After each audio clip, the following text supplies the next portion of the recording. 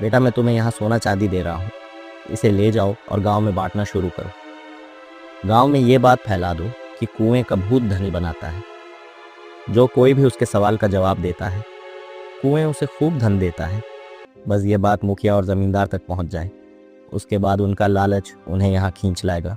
तुम्हें गांव वाले को भी इकट्ठा करना होगा। रामू पूरे गांव में बात फैला देता है और जमींदार और मुखिया को भी कुएं वाली बात पता चल जाती है। जमींदार, हमें आज रात ही कुएं के पास जाना होगा, वहां से धन इकट्ठा करके लाना होगा। सुना है वहां सोने के भंडार हैं, बस सिर्फ कुएं के सवाल का जवाब ही तो देना है। तो ठीक है, बस रात होने वाली है, आज ही हम कुएं के पास जाएंगे और कुएं में जो भूत है उससे कह देंगे कि सारा धन हमें ही दे दें, गांव वालों को कुछ न दें। उधर रामू की पत्नी रामू से कहती है, रामू, तुम्हारी योजना कामयाब हो गई। रात होते ही मुखिया और जमींदार कुएं के पास जाने वाले हैं।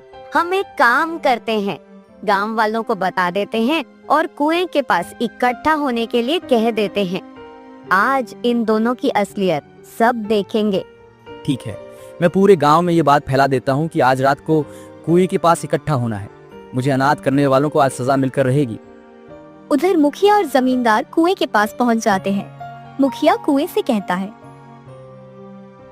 एक कुएं अपना सवाल पूछ और हमें धनवान बना दे। ठीक है, मैं सवाल पूछता हूँ, लेकिन सवाल थोड़ा मुश्किल है और अगर तुमने सही जवाब नहीं दिया तो मैं तुम्हें खा जाऊंगा। हाँ पूछो, झूठ क्यों कहेंगे? तुम तो हमें धन देने वाले हो। सालों पहले तुमने एक लकड़हारे को इस कुएं में मारकर फेंका था। अरे तुमसे क्या छुपाना, ये बात सच है। हमें उसकी जमीन चाहिए थी, इसलिए हमने षड्यंत्र रचा, उसे फंसाया और उसके बाद उसे मारकर इस कुएं में फेंक दिया। हम तो बस जमीन लेना चाहते थे, वो सीधे तरीके से नहीं दे रहा था।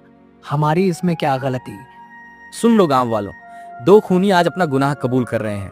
इतना ही नहीं, इन्होंने खुद अपने बेटे को भी नहीं छोड़ा। सरपंच ने अपने बेटे को खुद मार दिया और कुएं के भूत के नाम पर उसे कुएं में भेज दिया।